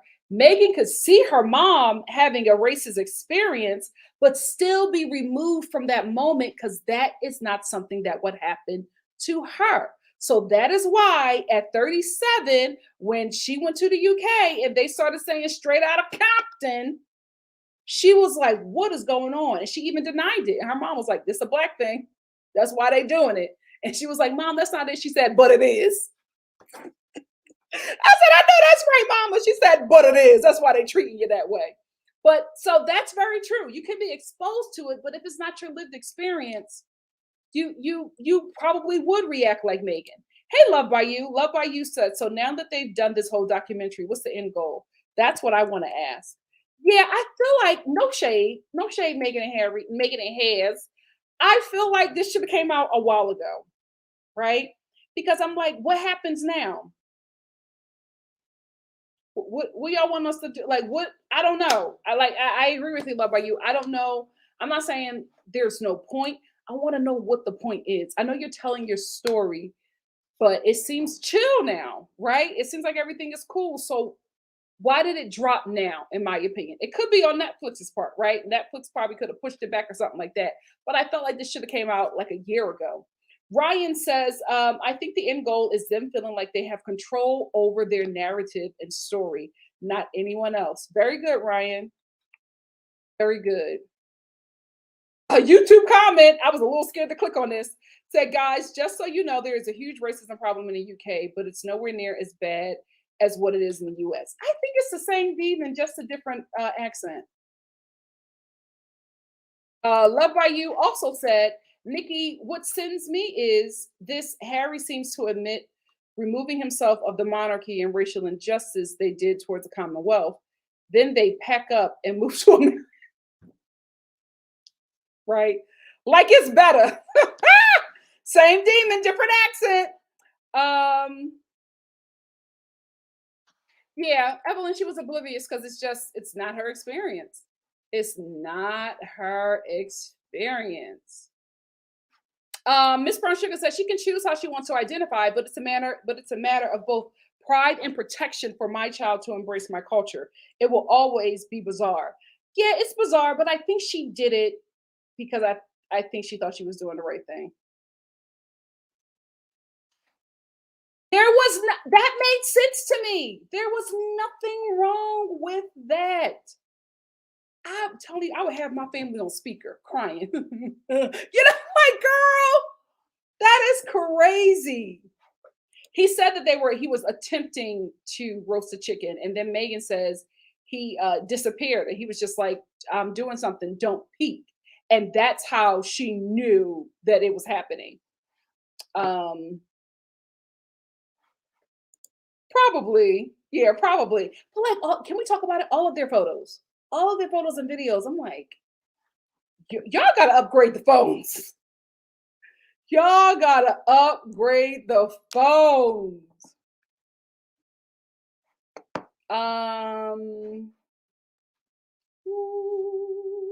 Hey, Blue Jay. Blue Jay said, I did enjoy Harry did defend Meghan because I'm used to hearing stories of their partners being passive, especially deal with racism. So it's good to see them so strong. It gotta be the mother. Let me tell you something. To the sisters that date interracially, if your non-black man ain't loving you like Harry, girl, get out. Girl, get out. Because that man left everything penniless. Penniless. All he had was the inheritance from his mother. They took his protection and everything. They said, no, you can go with her and you can live in America and you can do whatever you want to do. Not on our dime, not without security. Absolutely not. He left all of that privilege to be with that woman. And it's still cussing his family out to this day. Listen, this is how your non-black partner gotta love you. And I always said that. I was just like, as for me in my house, I'm gonna have a do-rag in my bed, right? But Love is love. Love who you love. We are all human beings. I don't play with that. I don't do that.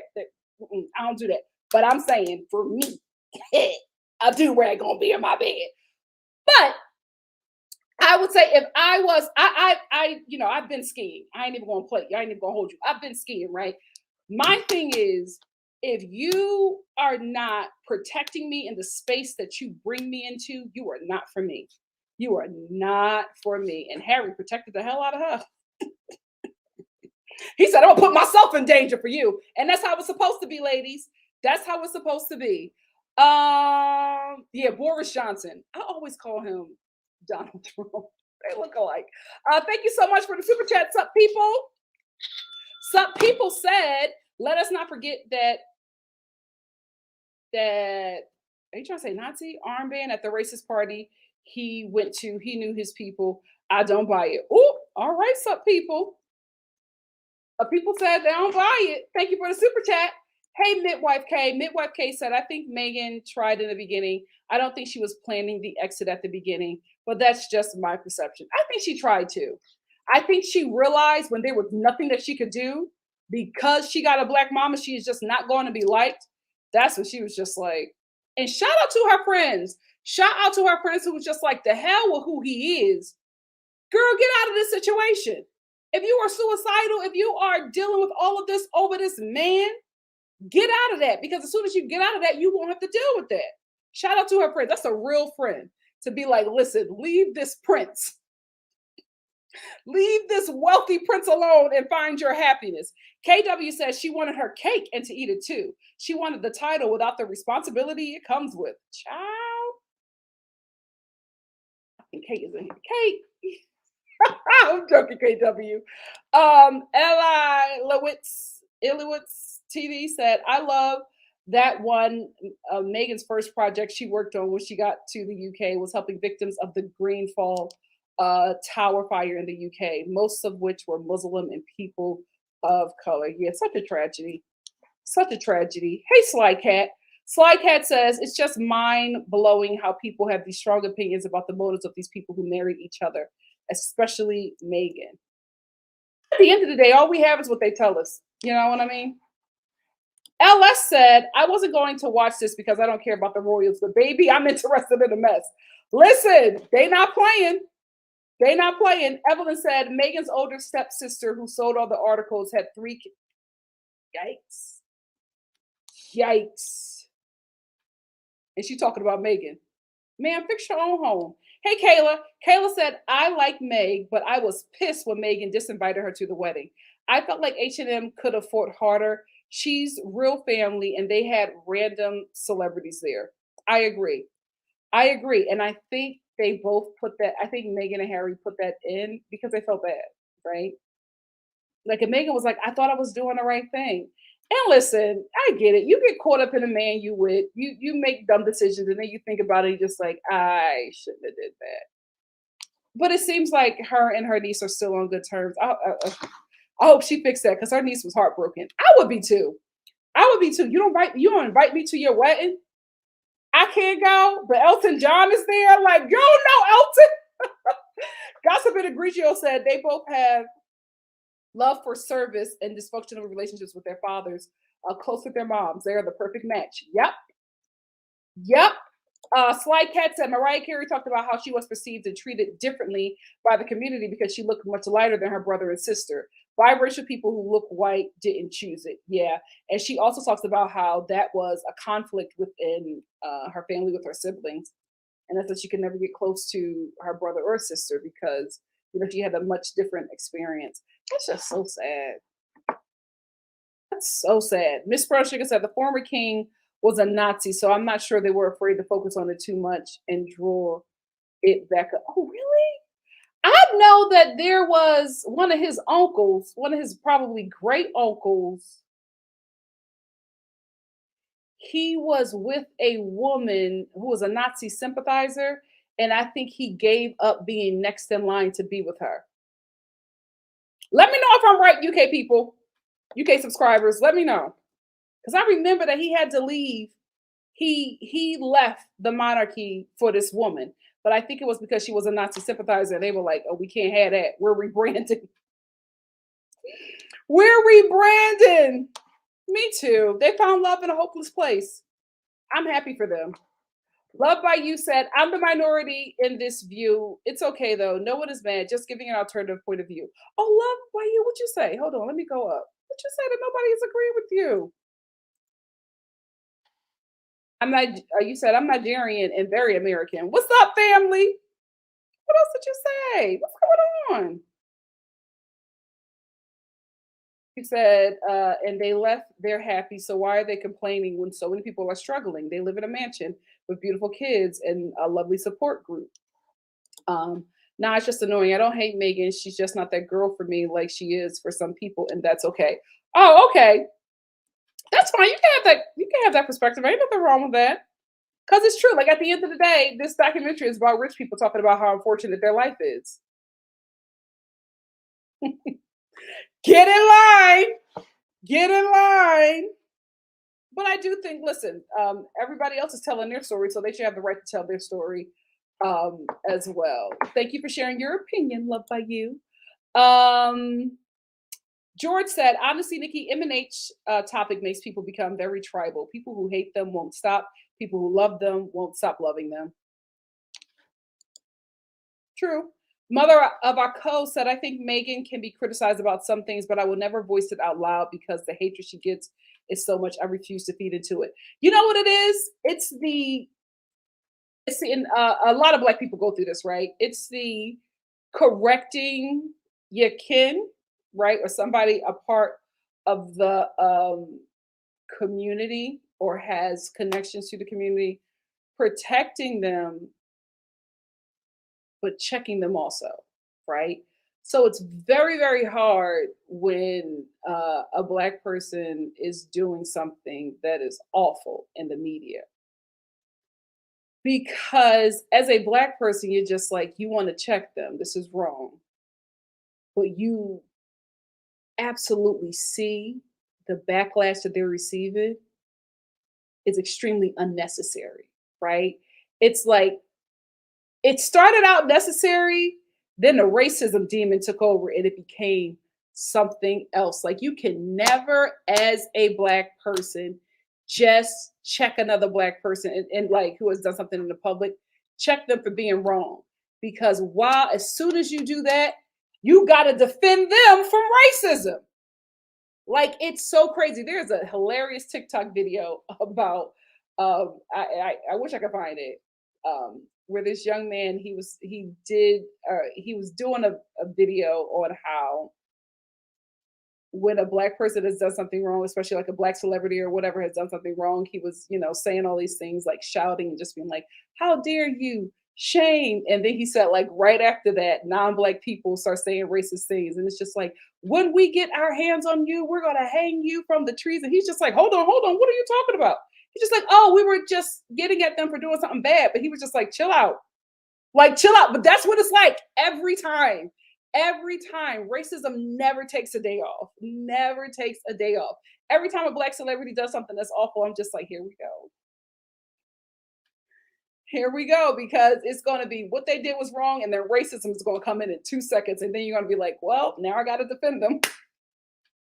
Now I got to protect them. Because if I'm not checking that racism, if that goes unchecked, then I'm going to see that demon too. It's sad, but that's basically what it is. You know what I mean? It's like you can criticize her, but then a lot of other people are going to join in because racism is loud. LCPMJK said Kate wasn't going to do whatever it took to get the ring. That was her only ambition in life. I remember back in the day. See, everybody see her as the future queen, but we remember that she was a little wild, and they had to tame her. Remember when she was hanging out the window, drunk? I think she was at school or whatever, and she was hanging out the window, drunk, flashing people, and they was like, "This is William's girlfriend." They tamed her real quick. She was a little wild child. She used to wear jeans and everything. Jeans and them big sneakers. Child. Sly Cat said, I don't love them or hate them. I don't know them. I'm not into the whole monarchy thing and worshiping these people. To me, they're just like other people who happen to be celebrities. Yeah, like in America, we don't have the monarchy, but we have celebrities. That's basically what it is. They just replace celebrities, just replace the monarchy. Um, hey Kayla, thank you so much for the super chat. Kayla said, "I hope they address how H&M got the same consequences as Prince Andrew when all H&M did was move to America, but Andrew was given Robert Kelly." Yeah, they're never going to say anything to him ever, ever. Not as long as they got Harry and Meghan to gossip about, thanks to the firm. Reality's TV Brown Girl Perspective said, "Can we talk about the blackface brooch? Let's talk about it." Do I think that whoever that family member was wore that brooch to put Meghan in her place? Probably, but I also think she wore it in an environment that was where that was accepting. I mean, did we not see the carriage that the Queen's body was um, paraded around the UK in? It was literally enslaved black people painted onto the carriage in like this subservient position. Everybody was like, are we looking at the same?" I remember that moment on Twitter. Everybody was just like, zoom into the carriage. So I think that that's normal for them. That is normal for them. And then when you have somebody who is not like you in that space who would notice those things, it becomes a problem. Like she absolutely apologized, but I think she wore that brooch several places with the monarchy, right? And it was okay. But now she's going to, an event where uh, a mixed race woman who is married into the royal family will be, and it's a problem. But it wasn't a problem before. I'm not saying that she innocently did it. I just think that she did it because it was in an environment that allowed that. So yeah, that's my opinion on the blackface brooch, which was just awful. I mean, it wasn't even cute. Like, what's the point? Why do this is the thing? Black people come in so many shades. Why, whenever anybody does blackface or like whatever it's time to do racism or whatever it's trying to draw a black person, why do y'all only pick one specific shade? And this is for every non-black person. It's always one shade. We are the first people. We come in multiple shades. Y'all always pick one shade, and it's always the darkest shade.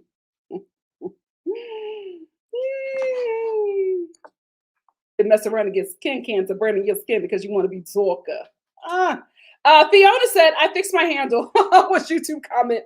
"My husband is American and we live in the UK. He refuses to move back because he never felt safe in the US. New Jersey and New York City is that." I get it. I understand.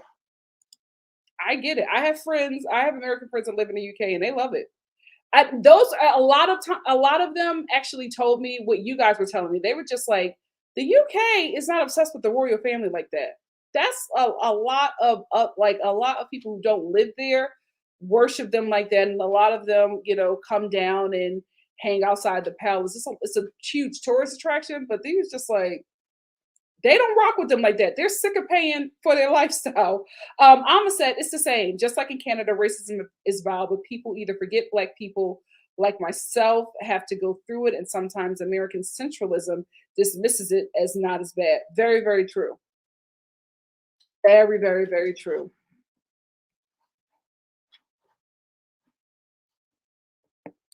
Evelyn, thank you so much for the super chat.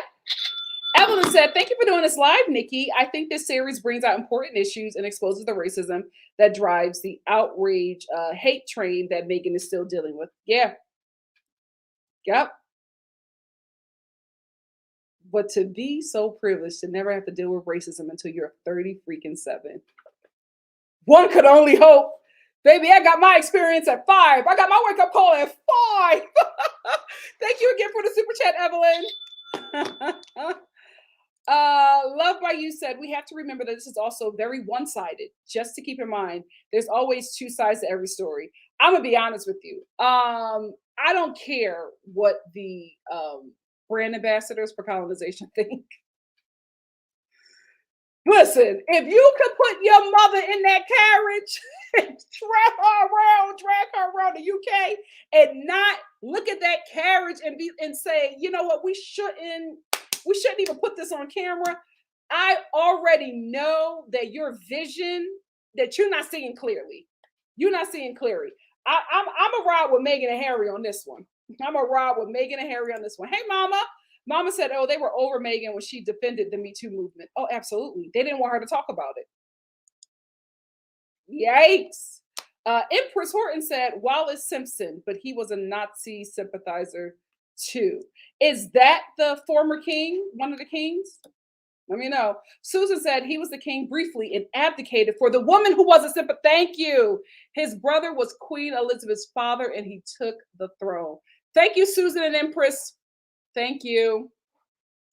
V said, yep, that is how Elizabeth's dad and his line got control of the monarchy.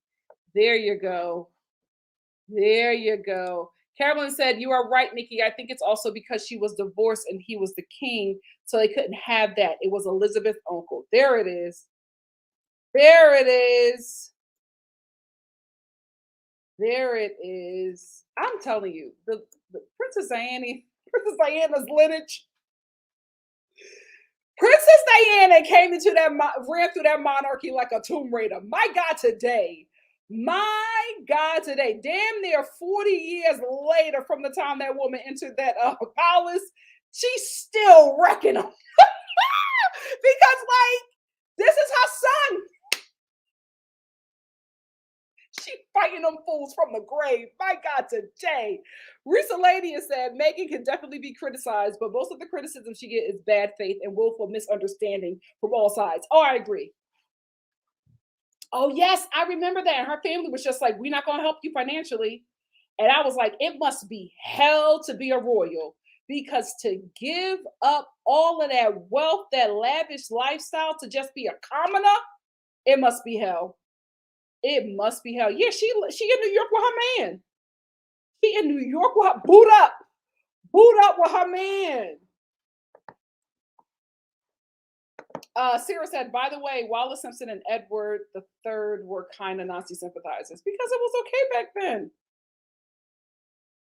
It was okay.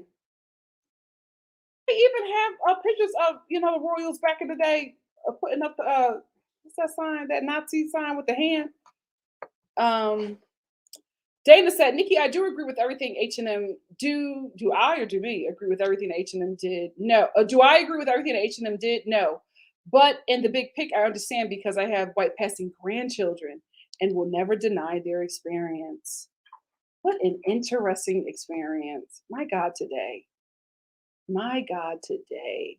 LCPMJK said, Prince Michael also got caught telling Black people in New York to go back to the colonies. Oh my goodness, what a specific read. Evelyn L said, I Googled the blackface brooch. Oh my God, I can't believe someone will wear that in this day and age. I believe that somebody like that will wear that. I'm telling you guys, I was looking at, because I wanted to do a safari trip when I was planning my whole season, and I had to stop in South Africa. Don't worry, the whole season is done. I just feel like God just too many things are happening, and I'm like, God is just stopping it, so I'm done. The whole season is not happening. But anyway, I was looking at these safaris that I wanted to stay in South Africa, and like the pictures were gorgeous. Then I got to one picture, and I'm like, how in the hell is this okay in South freaking Africa, right? Because when I saw that picture, I knew that safari was not Black owned. I knew you could never see the owners, nothing like that. It was just all these beautiful safari pics, and when you would see people working there, everybody was Black. But I'm like, it's South Africa, right? You know what I mean? I'm not thinking anything else. And I get to this one picture, and I see a white couple. They're sitting at the table, and they're eating this delicious meal, right? And you're looking at them eat the meal, but then when you glance down at the table they're eating on, my stomach like dropped out of my body, right? because there's a picture. The table is basically a black woman. It's like carved into a black woman, and her lips are ajar, her teeth are ajar, and it's just like everything is just exaggerated, and her back is bent, and she's holding the table up while this white couple eats this meal on her head. I was like, how did you think that this was okay? But when you're in an environment where that stuff is allowed, it's not weird to you. It is not weird to you. It was so weird and uncomfortable to me, right? But I'm black. And I realized in that moment that not only was the safari not black owned, that they did not cater to, or they did not have guests who were black. Because I do not believe for one second that if a black person walked in there, that they would sit at that table and be like, oh, this is fine. This is normal. I do not believe it for one second. And I was just like, absolutely not. Absolutely not. And I went to their Instagram where they had posted the picture, and they had posted a picture because I was going to light them up. But by the time I got to the comments, they were being lit up. They were being lit up. And I was just like, oop, you need to block America from this Instagram feed.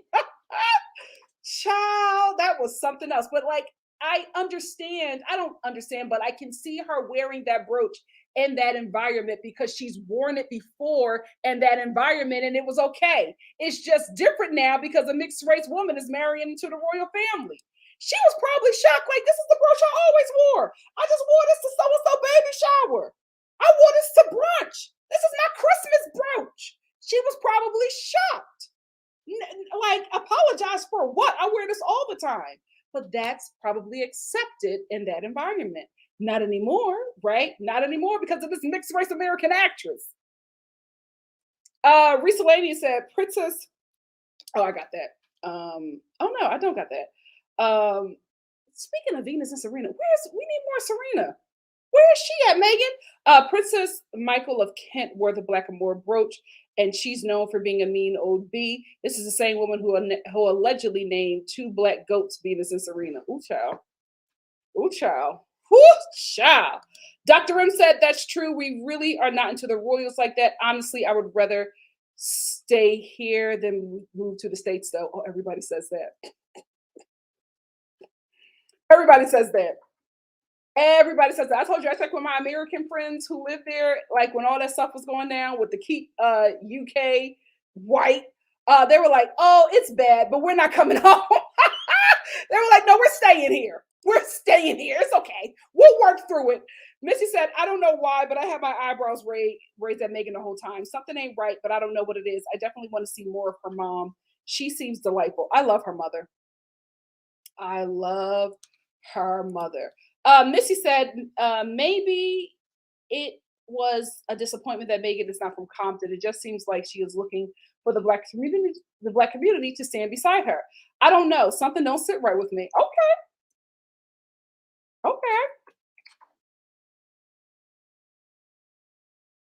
You know what I will say about that? Even if she didn't want it, I think she still got it because of what she represented. And I think I wish Megan would talk about it. I don't know if she's going to talk about it in the rest of the documentary, but she got this black protection specifically from, especially from black women, because of who her mother is, right? And I don't think she was expecting that. And I don't think that she realizes that it could have been worse had it not been for black women. Maybe she's just figuring that out right now, but sis, it could have been worse.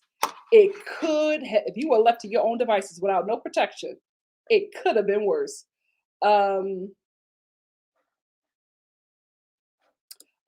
said they treated Diana like dirt, and they fully full revisionist history. Meghan and Diana are similar in some ways. Yeah, treatment and all kinds of things, absolutely. Charitable work, absolutely. But you know, it's very hard to compare an icon to a commoner. Laurel said they were leading the pack, not just sympathizers. Ooh, Child, was that Harry? Midwife K said, Nikki, the phone pics were so bad. Do you think they were filtered intentionally to look old? No. And the reason why I say that is because all of their pictures were terrible. They just do not know how to take a picture. They just do not know how to take a picture.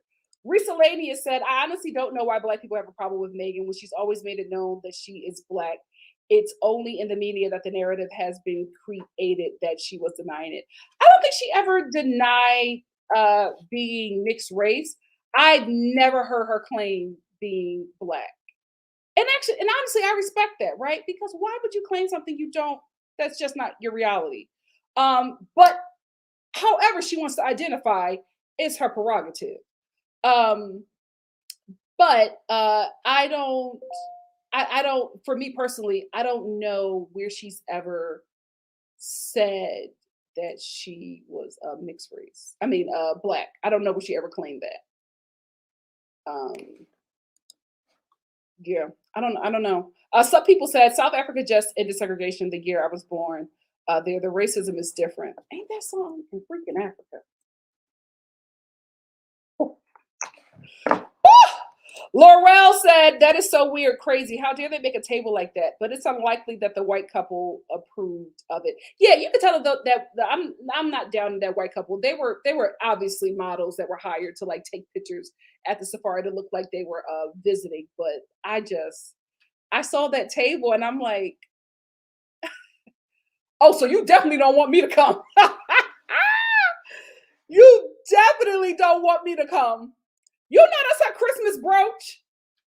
You know that's her Christmas brooch. Her Christmas brooch, her baby shower brooch. And I know she was like, oh, y'all acting brand new. I wear this everywhere. You gave this to me, Elizabeth. Oh my goodness. Laurel said, no, that brooch was not worn by accident. Every item is carefully chosen to go to an event. I think that any attention is good attention for this woman. Ooh. Ooh. Brexit is what I was thinking of. Thank you so much, Love by You. Love by You said Brexit was bad, but even with Brexit and Boris, they like, nah, I'm gonna stay right here. Americans have guns and no health care, and Trump, I'm good. Yeah. My friends are like, oh girl, I'm not coming. When are you coming to visit me? Oh my goodness. Let me get a few more and then let me get out of here. You know, I'm still decorating. I unboxed my Christmas decorations and I was just like, what? Why is it so much stuff? Why did I get all that stuff? There's no children here. Who am I building this Christmas wonderland for? Just me. Kusa said, honestly, I don't care about Meghan. Definitely don't care about the British royals. I'm just always down to drag colonizers. It brings me joy. I know that's right. I know that's right. Kayla said, think a Black woman today. We always doing something to bless others. The mother of civilization just can't have a day off, can she? Oh my goodness. Realities TV Brown Girl said she may not claim back, but if the bus pulls up, she getting on. Especially now, she know who got her back. Missy said, I could be wrong, and I hope I am, but Meghan doesn't seem like she has stick beside attitude of the Black woman. Was not a celebrity. Missy, break that down for me. I feel like I'm reading that wrong. Risa Lady has said that's just not correct. She was interviewed in early season of Suits and spoke of being proud of being a Black woman representation, and she literally said she's Black when people said she wasn't. Oh, I had no idea. I do remember her talking about Suits, and especially in the documentary, they said that they cast her specifically for that, right? Because she was mixed race. And I remember her agent, Hollywood is something else. Her agent was just like, when he was sending her out for roles, you know, for white woman roles. And then when he found out her mom was Black, he started to send her out on Black woman roles. And everybody was just like, why are you sending us this white woman? And he was like, well, her mom is Black. And they were just like, nah, no. That's okay. That's okay. But just so weird how she has to, like, just multiracial people in general have to navigate identity, right? Dare I say it's just easier just to be, it's easier to be black than biracial. My God, today. Please don't fight me in that. I'm just talking about having a community, right? I'm not saying the experience is easier. I'm just saying it's just easier because you're just like, I, me, I know who got me, right? I think, and again, this is not my experience, so I could absolutely be wrong. But I think for biracial people, it's just so hard because I think for a lot of them, they don't know where they belong. And for a lot of them, how they look puts them, either gives them protection or puts them in a place where they won't have the protection. But from what side is it? What side is the protection coming from? Which side is the hate coming from?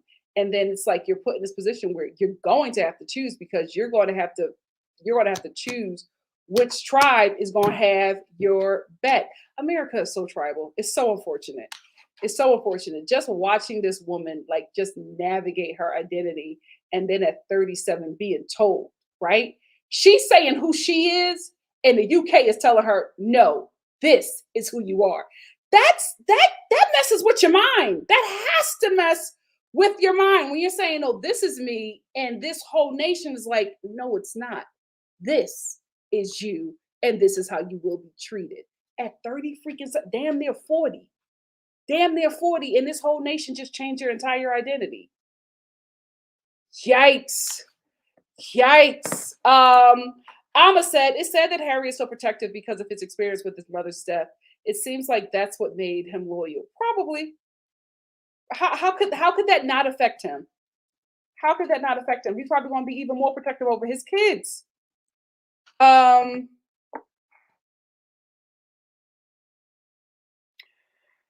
um,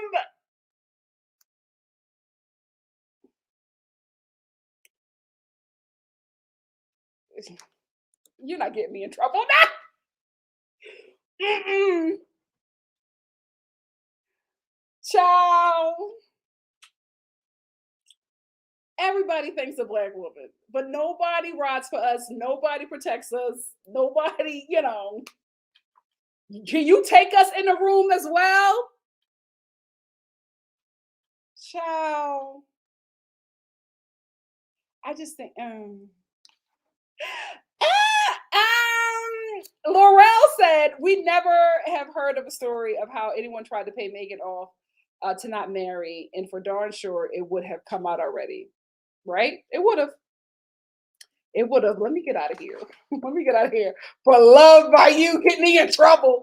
Love by you said, as a dark skinned woman who had no choice to escape from my rave and hide behind it, my race and hide behind it, I guess I just can't relate to that struggle. Yeah, it's not your experience. It's not your experience. Jimmy G, hold on, I want to get this. Jimmy G said, Harry did what any good husband who loves his wife would do, protect her from harm. He did what any good husband should do, right? Love your wife like Christ loved the church. That's Bible. And what did Christ do for the church? If you're not loving me like that, keep it pushing. Kosua said, I'm so happy to just be black, right? My ex-husband's biracial, and that is crazy. They constantly meander between privilege and victimhood. I don't cape up for no one. Figure it out yourself. Damn. Yes, figure it out yourself, hubby.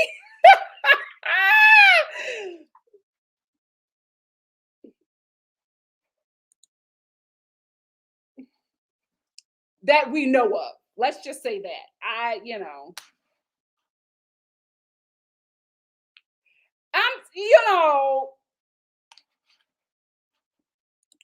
hey, Miki. Miki said, I thought it was interesting that she didn't seem to be very knowledgeable about a lot of common sense racial dynamics and just the world altogether. Because that's just not her experience.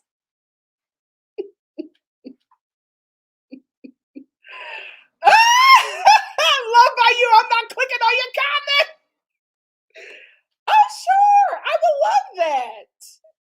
I would love. Y'all messy. Y'all not getting me in trouble. Y'all not getting me in trouble.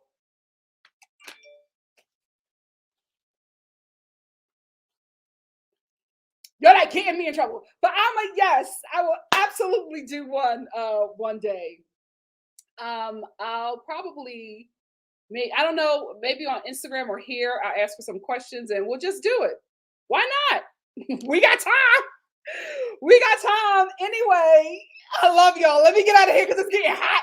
I love y'all. I had such a good time. I'll be here tomorrow for the Real Housewives of Salt Lake City and the Real Housewives of Durban. I'm going to check in, finish that tonight. So we'll talk about those shows tomorrow, and then we'll hop into Harry and Meghan on Friday. We'll finish it out. If that's like it, if that's the end of it, we'll finish it out, and then we'll do Love after lockup because the new season is finally back. I love y'all.